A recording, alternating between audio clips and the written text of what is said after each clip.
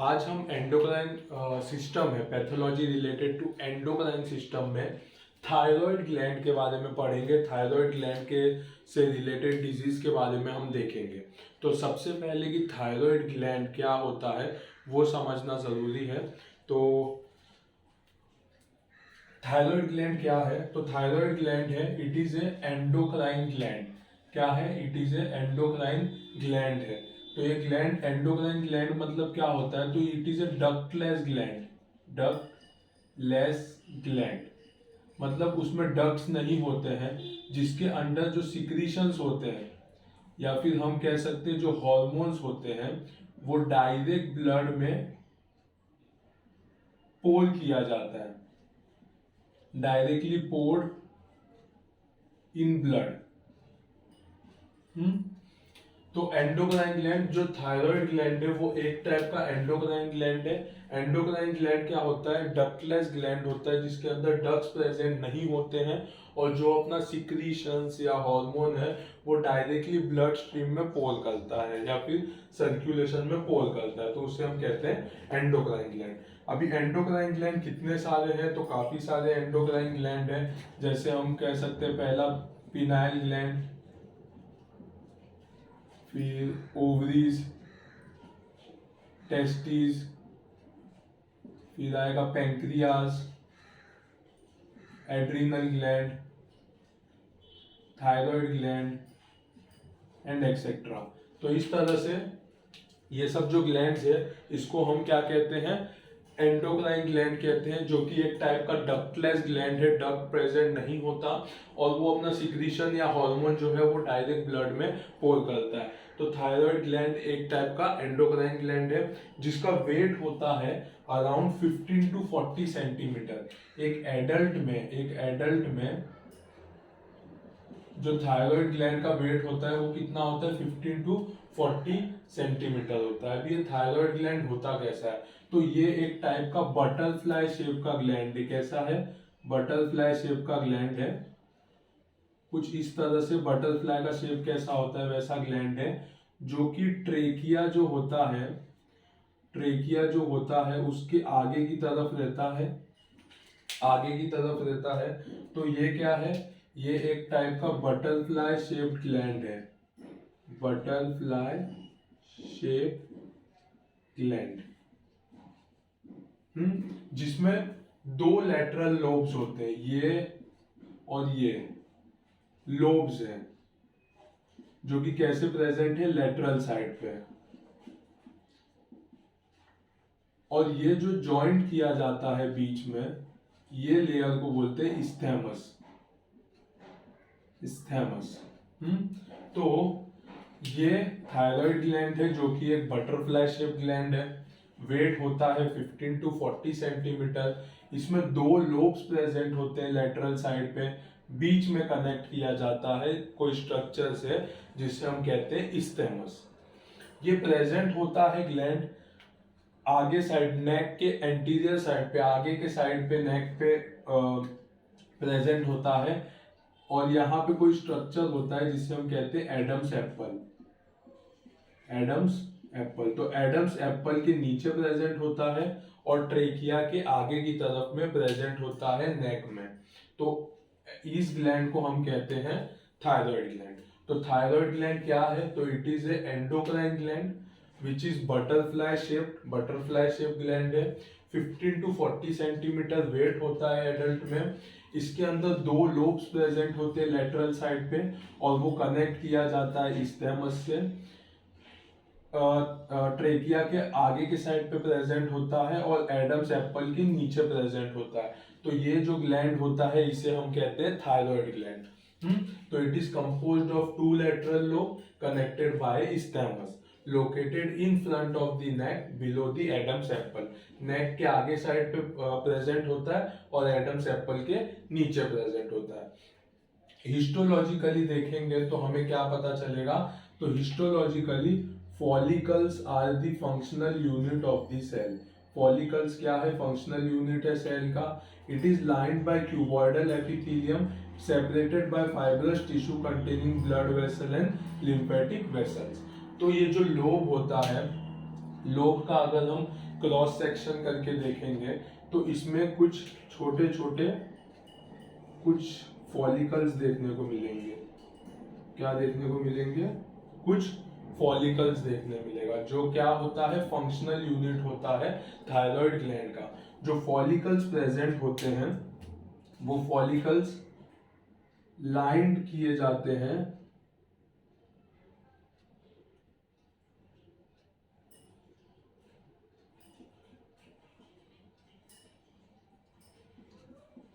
कुछ इस तरह से सेल्स होते हैं।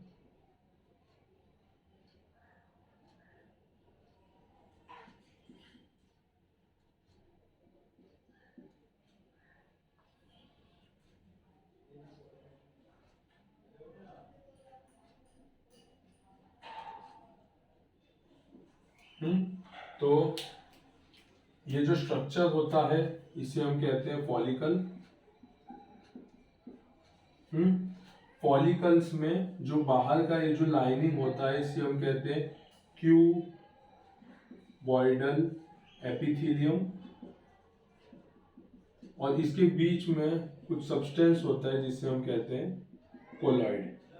इसके बीच में कुछ सब्सटेंस होता है जिसे हम कहते हैं कोलॉइड, और इसके आजू बाजू में कुछ सेल्स प्रेजेंट होते हैं छोटे छोटे, जिसे हम कहते हैं पैरा फॉलिक्यूलर सेल्स। क्या कहते हैं? पैरा फॉलिक्यूलर सेल, या फिर हम कह सकते हैं सी सेल्स, जो कि कैल्सिटोनिन को रिलीज करता है। तो हिस्टोलॉजिकली हम देखेंगे अगर क्रॉस सेक्शन करके तो उसमें कुछ दिखेगा हमें गोल स्ट्रक्चर, जिसे हम कहेंगे फॉलिकल्स। फॉलिकल्स लाइन किया जाएगा क्यूबॉइडल एपिथेलियम से, उसके बीच में कुछ सब्सटेंस प्रेजेंट होगा जिसे हम कहेंगे कोलॉइड। फॉलिकल्स के बीच में कुछ और छोटे छोटे स्ट्रक्चर होते हैं जिसे हम कहते हैं पैरा फॉलिक्यूलर सेल्स या फिर सी सेल्स, और इसके बीच में यहाँ पे फाइब्रस टिश्यू प्रेजेंट होते हैं, और इसमें कुछ स्ट्रक्चर प्रेजेंट होते हैं जिसे हम कहते हैं ब्लड वेसल्स, लिम्फेटिक्स और नर्व्स। ब्लड वेसल, लिम्फेटिक और नर्व्स जो है वो प्रेजेंट होते हैं, बीच में फाइब्रस टिश्यू प्रेजेंट होता है। पैराफॉलिक्यूलर सेल्स या फिर सी सेल्स होता है, इसके अंदर से जो हार्मोन रिलीज होता है इसे हम कहते हैं कैल्सिटोनिन। कैल्सिटोनिन जो रेगुलेट करता है कैल्शियम और फॉस्फेट को बॉडी में। और फॉलिकल्स के क्यूबॉइडल लाइनिंग से कुछ हार्मोन निकलते हैं जिसे हम कहते हैं T3 और T4, जो कि थायराइड का हार्मोन है, ट्राई आइडोथायरोनिन और थायरोक्सिन, T3 और T4। तो ये चीज हमने देखा। अभी तक थायराइड ग्लैंड के बारे में काफी कुछ देखा। सबसे पहला कि ये एंडोक्राइन ग्लैंड है, मतलब डक्टलेस ग्लैंड है। इसका सिक्रीशन जो होता है या हार्मोन होता है वो डायरेक्टली ब्लड में पोर किया जाता है। जो थायराइड ग्लैंड है ये एक बटरफ्लाई शेप ग्लैंड है, जिसका वेट होता है 15 टू 40 ग्राम्स होता है, 15 टू 40 ग्राम्स इन वेट। उसमें 2 लैटरल लोब्स प्रेजेंट होते हैं और कनेक्ट किया जाता है स्टेमस से। फ्रंट साइड ऑफ नेक में प्रेजेंट होता है इन front of trachea below the Adam's apple. Histologically अगर हम देखेंगे तो फॉलिकल्स होते हैं जो कि फंक्शनल यूनिट होते हैं थायराइड ग्लैंड के, जो लाइन किए जाते हैं क्यूबॉइडल एपिथेलियम से, और वहां से ही T3 T4 जो हार्मोन होता है वो रिलीज किया जाता है। उसके बीच का स्ट्रक्चर होता है, उसमें प्रेजेंट होते हैं कुछ सब्सटेंस प्रेजेंट होते हैं जिसे हम कहते हैं कोलॉइड। फॉलिकल्स के बीच में कुछ और छोटे छोटे सेल्स होते हैं जिसे हम कहते हैं पैराफॉलिक्यूलर सेल या फिर सी सेल्स, जो सिक्रीट करते हैं कैल्सिटोनिन को। कैल्सिटोनिन क्या करता है? रेगुलेट करता है कैल्शियम और फॉस्फेट बॉडी में। और इसके बीच में कुछ फाइब्रस टिश्यू प्रेजेंट होते हैं जहां पे ब्लड वेसल, लिम्फेटिक और नर्व प्रेजेंट होते हैं, जो ब्लड वेसल सप्लाई करते हैं थायराइड ग्लैंड को। अभी इसका फंक्शन क्या होता है? थायराइड ग्लैंड का फंक्शन क्या होता है? तो फंक्शन होता है कि maintain the rate of metabolism. Rate of metabolism को की रेट को मेंटेन करना, यानी कि हम जो फूड खाते हैं और उसका एनर्जी में प्रोडक्शन होता है, तो उससे हम कहते हैं मेटाबॉलिज्म। फैट को ब्रेक डाउन करते हैं, प्रोटीन्स को ब्रेक डाउन करते हैं, तो ये इसको हम क्या कहते हैं, मेटाबॉलिज्म कहते हैं। तो रेट जो मेटाबॉलिज्म का जो रेट होता है वो मेंटेन करने का काम किसका होता है, थायराइड ग्लैंड का। और वो मेंटेन कैसे किया जाता है, तो T3 और T4 नाम के हार्मोन से, जिसे हम कहते हैं ट्राई आयोडोथायरोनिन T3 और थायरोक्सिन T4, ये दो हार्मोन के ऊपर से हम मेटाबॉलिज्म के रेट को मेंटेन करते हैं। तो यहाँ तक हमने थायराइड ग्लैंड के बारे में काफी कुछ चीज पढ़ा है, जैसे कि उसके स्ट्रक्चर, हिस्टोलॉजिकल और उसका फंक्शन। अभी इसके बाद हम देखेंगे कुछ कुछ कंडीशंस होते हैं, कुछ कुछ फेजेस होते हैं जिसमें एपिथेलियल सेल्स है ना, थायराइड ग्लैंड में जो एपिथेलियल सेल्स होते हैं, जैसे मैंने कहा क्यूबॉइडल एपिथेलियम प्रेजेंट होता है, तो वो चेंज होते हैं, उसमें चेंजेस पता चलता है कुछ कुछ फेज में। जैसे कि सबसे पहला रेस्टिंग फेज, रेस्टिंग फेज यानी कि आराम करने वाला फेज होता है। तो रेस्टिंग फेज में क्या होता है, तो फॉलिकल्स जो होते हैं वो बड़े हो जाते हैं, ये जो फॉलिकल्स है वो साइज में बढ़ जाते हैं। उसके वजह से क्या होता है, जो सेल्स होते हैं, जो क्यूबॉइडल सेल्स प्रेजेंट होते हैं, वो फ्लैटन हो जाते हैं, पतले हो जाते हैं और फ्लैट हो जाते हैं। तो वो कुछ इस तरीके से बड़े हो जाएंगे और जो सेल्स होते हैं वो फ्लैट हो जाते हैं कुछ इस तरह से। फ्लैट सेल्स देखने मिलता है। और डीप स्ट्रेन्ड कोलॉइड, कोलॉइड जो होता है वो बहुत डार्क या फिर डीप स्ट्रेन्ड देखने को मिलता है। ऐसा हमें रेस्टिंग फेज में देखने मिलता है। और ये हमें कौन कौन से बीमारी में देखने मिलेगा, तो इसका एग्जाम्पल है गॉइटर। क्या है एग्जाम्पल में, गॉइटर।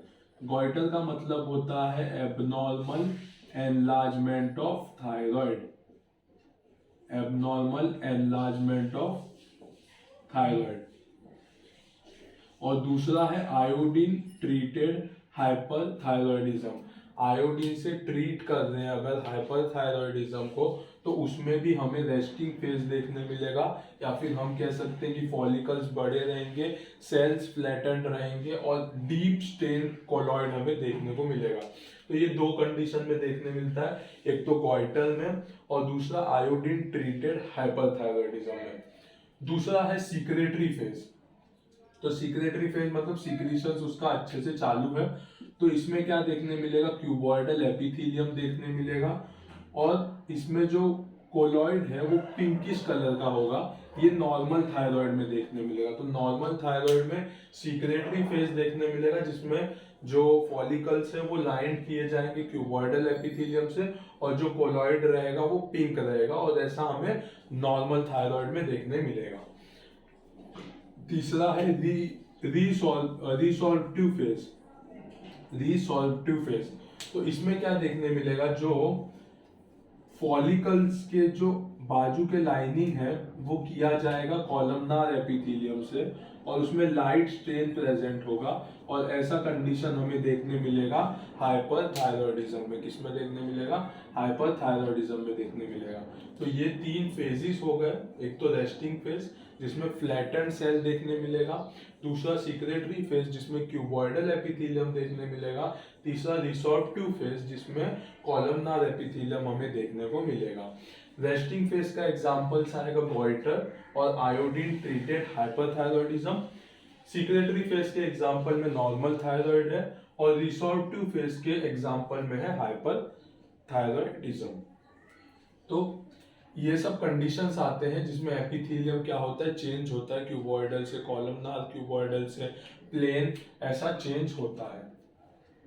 इसके बाद थायराइड ग्लैंड या फिर थायराइड के बारे में पता करने के लिए, थायराइड की कंडीशन के बारे में पता करने के लिए कौन कौन से टेस्ट हैं हमारे पास, तो थायराइड फंक्शन टेस्ट के बारे में देखेंगे हम। तो थायराइड फंक्शन टेस्ट कौन कौन सा है,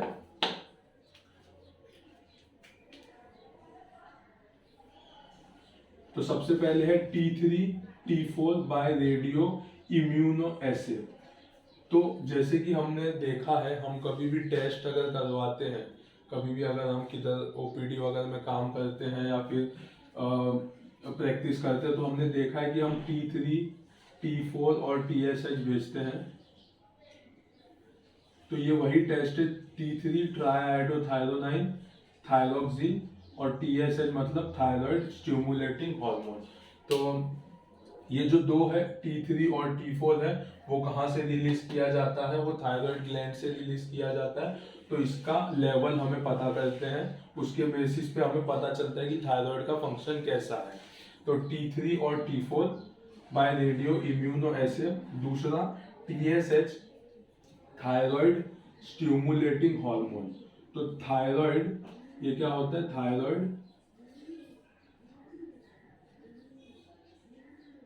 स्टिमुलेटिंग हार्मोन। तो ये क्या होता है, तो कभी भी थायराइड हार्मोन T3 या T4 को रिलीज करने के लिए पिट्यूटरी ग्लैंड, जो पिट्यूटरी ग्लैंड कहाँ पे प्रेजेंट होता है, हाइपोथैलेमस के नीचे ब्रेन में, हाइपोथैलेमस के नीचे पिट्यूटरी ग्लैंड प्रेजेंट होता है। वहां से कुछ हार्मोन सीक्रेट होता है जिसे हम कहते हैं थायराइड स्टिमुलेटिंग हार्मोन, और ये आके T3 और T4 को रेगुलेट करता है। ये आके क्या करता है, T3 और T4 के हार्मोन को रेगुलेट करता है। तो इसे हम कहेंगे थायराइड स्टिमुलेटिंग हार्मोन, जो रिलीज किया जाता है पिट्यूटरी ग्लैंड से और जो रेगुलेट करता है थायराइड हार्मोन T3 और T4 को। दूसरा है थायरोट्रोपिन रिलीजिंग हार्मोन। TRH का मतलब होता है थायरोट्रोपिन रिलीजिंग हार्मोन। तो ये क्या होता है, इसे हम कहते हैं TRH। जो TSH होता है वो कहां से रिलीज होता है, वो रिलीज होता है पिट्यूटरी ग्लैंड से। वो कहां से रिलीज होता है, तो TSH जो होता है वो पिट्यूटरी ग्लैंड से रिलीज होता है। लेकिन थायरोट्रोपिन रिलीजिंग हार्मोन जो होता है ये क्या होता है, तो ये एक टाइप का हार्मोन है जो प्रोड्यूस किया जाता है न्यूरॉन्स में से, यानी कि हाइपोथैलेमस में से रिलीज किया जाता है, जो रेगुलेट करता है TSH को और प्रोलैक्टिन हार्मोन को। किसको, TSH को और प्रोलैक्टिन हार्मोन को रेगुलेट करता है। तो इसमें कैसा होता है, अगर T3 और T4 अच्छे से नहीं रिलीज हो रहे तो जो इम्पल्सिस जाता है वो थायरोट्रोपिन रिलीजिंग हार्मोन को जाता है। वो TRH जो होता है वो हार्मोन रिलीज करता है हाइपोथैलेमस से, जो रेगुलेट करता है TSH को और प्रोलैक्टिन को। TSH को रेगुलेट करने से TSH का मतलब थायराइड स्टिमुलेटिंग हार्मोन रिलीज होता है और वो जाके T3 और T4 को रेगुलेट करता है, यानी कि TRH TSH को रेगुलेट करता है और TSH आके T3 और T4 को रेगुलेट करता है, और उसके बेसिस पे ही हार्मोन का प्रोडक्शन होता है, थायराइड हार्मोन का प्रोडक्शन होता है। तीसरा चीज है थायराइड फंक्शन टेस्ट में कैल्सीटोनिन। तो कैल्सीटोनिन एक हार्मोन होता है जो निकलता है कहाँ से, पैराफॉलिक्यूलर सेल से, या फिर हम कह सकते हैं सी सेल से। तो इसका काम क्या होता है, तो ये कैल्शियम को और फॉस्फेट को रेगुलेट करता है बॉडी में, उसके हिसाब से कैल्सीटोनिन रिलीज किया जाता है। इसके बाद आता है थायरोग्लोब्यूलिन। तो थायरोग्लोब्यूलिन क्या होता है, तो थायरोग्लोब्यूलिन एक टाइप का प्रोटीन है। क्या है, एक टाइप का प्रोटीन है जो फॉलिक्यूलर सेल्स में से रिलीज किया जाता है। कहां से रिलीज किया जाता है, फॉलिक्यूलर सेल से रिलीज किया जाता है, और उसके वजह से जो T3 और T4 जो हार्मोन है, T3 एंड T4 जो है वो प्रोड्यूस किया जाता है। वो क्या किया जाता है, प्रोड्यूस किया जाता है। तो ये प्रोटीन है फॉलिक्यूलर सेल का जो प्रोड्यूस करता है T3 और T4 हार्मोन को। लास्ट है Uptake of radio active iodine. तो रेडियो एक्टिव आयोडीन, आयोडीन कितने अमाउंट में बॉडी अपटेक करता है उसके बेसिस पे भी थायराइड जो ग्लैंड है उसका फंक्शन डिपेंड करता है। तो इसमें क्या किया जाता है कि इसमें एक रेडियो एक्टिव आयोडीन का टैबलेट दिया जाता है पेशेंट को। वो patient radio active iodine tablet लेता है और वो बॉडी में अगले 24 आवर्स में कितना एब्जॉर्ब होता है वो हम देखते हैं स्कैन करके थायराइड ग्लैंड को। तो उससे पता चलता है कि आयोडीन इनटेक जो है या आयोडीन अपटेक है बॉडी का वो कितना है। तो पहले 4 to 6 आवर्स में हम उसे मतलब एनालाइज करते हैं थायराइड ग्लैंड को, और उसके बाद 24 आवर्स के बाद फिर से एनालाइज करते हैं और हमें पता चलता है कि अपटेक कितना है आयोडीन का थायराइड ग्लैंड में। उसके बेसिस पे पता चलता है कि थायराइड ग्लैंड ठीक से फंक्शन कर रहा है या नहीं। तो थायराइड फंक्शन टेस्ट में कौन कौन से आते हैं?